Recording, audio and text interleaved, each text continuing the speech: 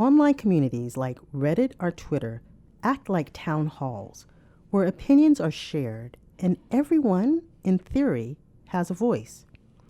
Only it doesn't work like that. What was once optimistically viewed as a solution to public discourse, offering promises of open and logical discussions where everyone with a keyboard and an internet connection could speak their piece, has instead become a bit of wild, wild west. Message boards have degraded into sources of harassment, misinformation, radicalization, and more. The question is, how can you moderate while also maintaining the promise of free speech? How can you avoid discouraging posters whose content was moderated or removed, while encouraging them to remain a part of public discourse? We're speaking today with Shagun Sheffer, a PhD student in the School of Interactive Computing. His research has examined these issues directly, not only from the perspective of moderators, but also of those being moderated themselves. I'm Ayana Howard, chair of Georgia Tech School of Interactive Computing, and this is the Interaction Hour.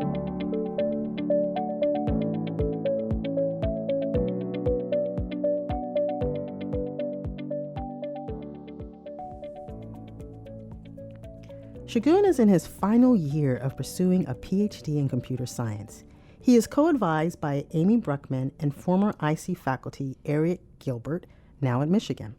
He will join a host of IC faculty and students next week at CSCW 2019 in Austin, Texas, where he will present 3 papers, 1 Best Paper and 1 Best Paper Honorable Mention. You can read all about IC's present at CSCW online now at ic.gatech.edu. Shagun, thanks for joining us. Thanks a lot for having me here. So, I'm quite interested in getting a little bit of background first. How did you even become interested in this social media space? Yeah, so as far as my background is concerned, I grew up in central India and I did my undergrad in India before coming to the US in 2012. And I did my master's in computer science at University of Texas at Dallas. And during my master's, I was getting interested in research on large-scale data analysis. And one of the main sources of large-scale data is social media data. So I got introduced to this area of research called social computing, which is a discipline at the intersection of computer science and social science. And I found it very fascinating that you could learn more about society by looking at these social media traces that people leave behind. And that's how I got interested in it. And then I decided to pursue a PhD in this interdisciplinary field of social computing. So large-scale data, which everyone understands, Yes. and then you look at social media and the traces that I guess we put in. And so this ties into this concept or this area of content moderation. So when I think of content moderation, I think of a very loaded topic. There's a lot to unpack there. So let's see if we can clear up what we're talking about.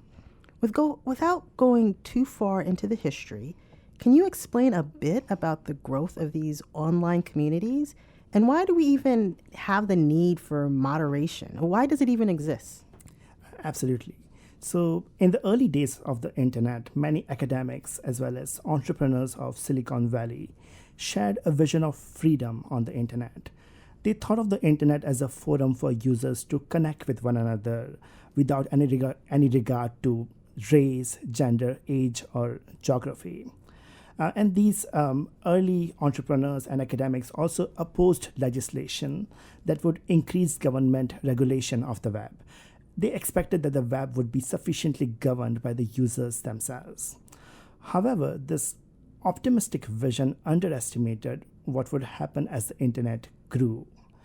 Unfortunately, with the growing opportunities for users to connect with one another online through social network sites, the internet has also attracted a lot of disturbing behaviors.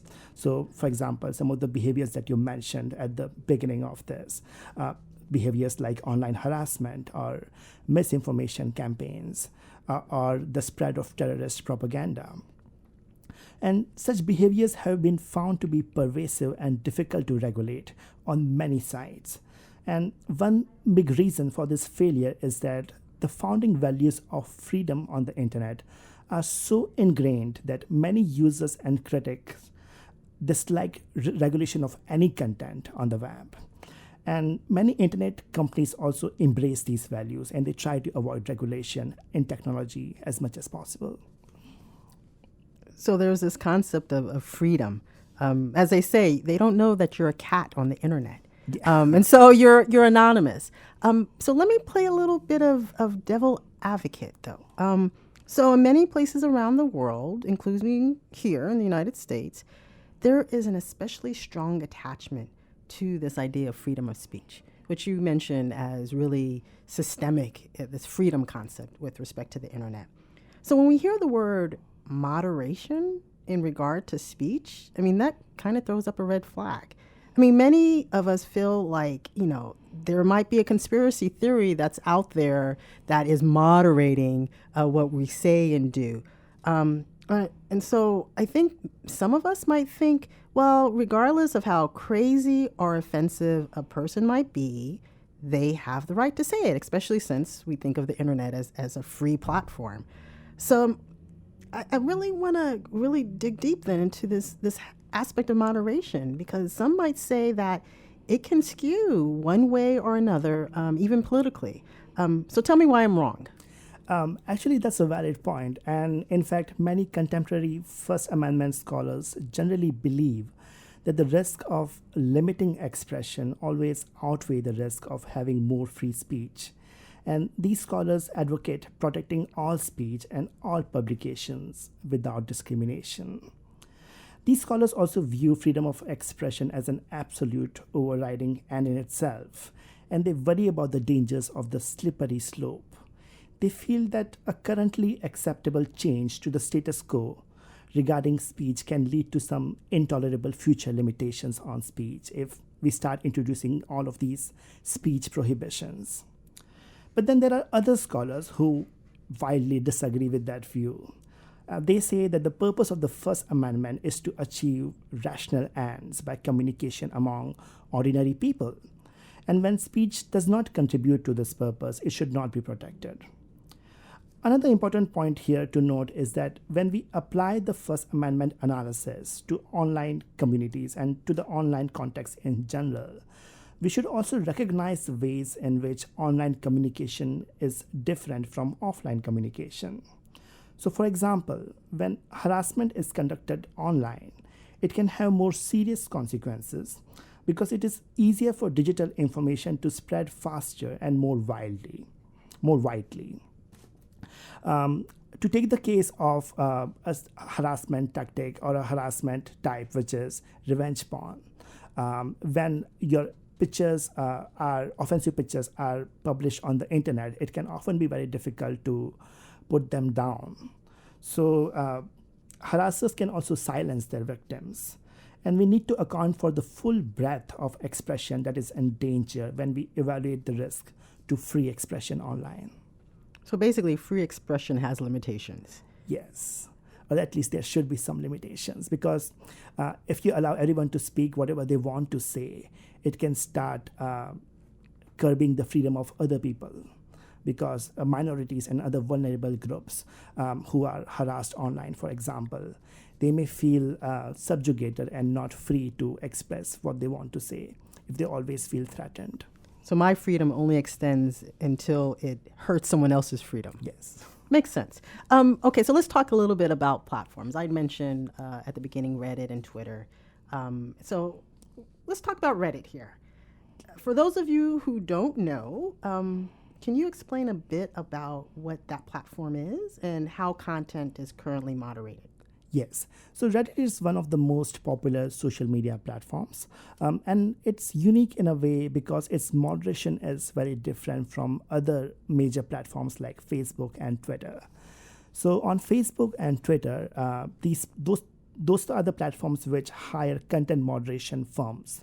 They engage with commercial content moderation, where they actually pay moderators to look at the content and make decisions about whether each piece should be allowed or removed. In contrast to that, Reddit is primarily governed by volunteer moderators, Reddit is made up of thousands of different sub-communities. You can, if you are interested in any topic, you can probably find a subreddit which is dedicated to that topic. And if you don't find it, you can actually create one. And each of these sub-communities is moderated or governed by a small set of volunteer users called moderators. These users are often very passionate about maintaining the quality of the community because they are invested in that community. So they make the rules which govern the content postings on that particular community, and then they make decisions about which comments are allowed and which are removed. Okay, so this moderator gig sounds kind of exciting. So maybe I want to be a moderator. I mean, do you work as a moderator? I have worked as a moderator on and off on a variety of different subreddits over the past 4 years. And so how does the community basically say, yes, we are okay with you being a moderator? I mean, what was your experience like? So usually how it works is that you have to be an active user in a particular community. You have to show an evidence that you are engaged in the proper functioning of that community. And many of these communities are often running short of moderation resources. So they sometimes post ads on the community itself that we are looking for moderators. And when that happens, you can apply to be a moderator. So do you think your experience at all influenced this work that you're looking at with respect to moderation? Definitely. And for example, my research has been influenced by my work as a moderator. And my work as a moderator has also been influenced by my research. So this is great. Okay, so you were a human moderator. Yes. And now you're looking at more ways to apply social computing to come up with ways to moderate. So what are the current practices now that are out there, and what is your overall assessment? Are they like perfect? Do they work and we're okay? Or, is there more work to be done? There's a lot of work to be done. One of the challenges of moderating these communities is that many of these communities are very large. They experience heavy traffic, and they don't have enough human moderators to take care of all the contents. So they start using automated tools to manage this content and to make decisions about what should be allowed and what should be removed. And because of the use of these automated tools, it is not always a human who is making a call about whether your command should be allowed or removed. And these automated tools are not perfect. They often make mistakes. So how a community is moderated is often determined by how well the automated tools on that community are. So it's far from perfect, and we can do a lot of design solutions to try to improve this content moderation. So you're presenting this work on this aspect of moderation and ways to improve it. Yes. So I know you're receiving, at least one of your paper received a best paper honor and another an honorable mention. Congratulations on that. Thank you. So I think one of the really interesting aspects to your work and your research is that you aren't just viewing this from a moderator or community's point of view. You're looking into the poster. Okay, so if I think about, the mindset, I'm posting something, my content was removed. How do I feel about that? Does it make me more or less likely to pursue better behavior? Or does it make me more or less likely to post? May I just say, I can't do this, I'm going to quit? And really, does knowing why a post was removed, so this is really the question. I'm just kind of rambling, but does knowing why a post was removed improve the person's understanding of why that post might have been offensive? That's a great question, and I actually explored this question through two different studies. In one study, I used a survey of about 1,000 Reddit users immediately after their post had been removed.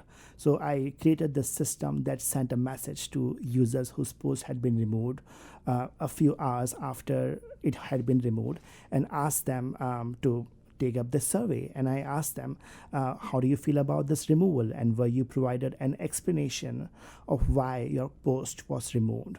And it turned out that when users are provided an explanation for why the removal occurred, they are much more likely to accept the removal as fair. And they were also more likely to post again on the community. So explanations can help users understand the social norms of the community and also become better contributors in the future. In a complementary study, I also conducted an analysis of millions of Reddit posts. So I looked at Reddit posts which were removed but were not provided explanations. And then I also looked at posts which were provided an explanation. And then I looked at the future trajectory of those users. Like, how did users who received explanation behave differently from users who had not received explanation? And I found that the users who had received explanation turned out to have a much better behavior in the future. Their posts were removed at a much lower rate, and that indicates that their post quality had improved. So basically, as long as you're given feedback on why it was removed, Yes. you can basically become a better human. Yes. You get trained. Yes. So I actually like that. And so I think we should take that and spread that word to a lot of these automated content moderator systems. Like, provide an explanation, which leads to like explainable AI and all this. Yeah. Which I think is wonderful. No, okay, so that's from the poster. They become better posters and humans, I would say. So let me ask you from the point of view of the moderator. Why do we even care what the poster thinks about our moderator? So Reddit, for example, is a private community, right? Yes. So it can really do whatever it wants. That's true. I mean, I see of these private platforms as kind of like a private party from a legal point of view. They are welcome to choose whatever speech is allowed, whoever is allowed to post on the platform. It's not a government. So only the government is kind of governed by this First Amendment and free speech rights legally. So they are well within their rights to choose whatever they want to remove. But it kind of comes back to the question of what is the purpose of content moderation? Is the purpose of content moderation only to remove problematic posts, or is it also obligated to educate the users and invest in making them better contributors in the future? And if moderators actually provide these explanations, my research has found that users can learn from their mistakes and they can become better contributors. Another thing which I had found in my study, my quantitative study, is that when users are provided explanations, the need to remove their content reduces by 20%. So it gives an indication that if you provide explanations in the first place, it can reduce the future workload of moderators. So that's in the best interest of moderators. And so if I think about, the end goal of it all, when do you know that you have it right? It's very difficult because everybody has different idea of what content moderation should be. Each community has, even among the moderators, there is sometimes lack of consensus on how the community should behave, how the content moderation should be. But at a broader level, I feel that content moderation is important for definitely for free speech issues, but also for democracy as a whole. Because so one of the central conceptual feature of democracy is this idea of a public sphere. A public sphere is a space which allows members of society to come together and discuss issues of public concern. But in the digital age, this public sphere has shifted from the national to the global, and it is increasingly constructed around these global communication networks, which are dominated by social media platforms like Facebook, Twitter, and Reddit. So content moderation on these platforms determine the condition of participation in this digital public spheres. So that's why it's important to get it right. That is why it's important to make sure that content moderation on these platforms follow the principles of fairness, accountability, and transparency in their enactment. So basically, if I think about the one sentence that summarizes your research, it's that you look at trying to get content moderation really trying to get it right. Yeah, that's is exactly beautiful. right. Beautiful. All right. So I really enjoyed this conversation. I think about accessibility and the internet, and you mentioned fairness. It is about free speech, but it's also free speech for everyone, which I really admire that kind of work in this public space that we call the internet. I appreciate you, Gun, for you joining the Interaction Hour. And for those of you out there, I encourage you to follow us and all of our coverage at CSCW online, now at ic.gatech.edu.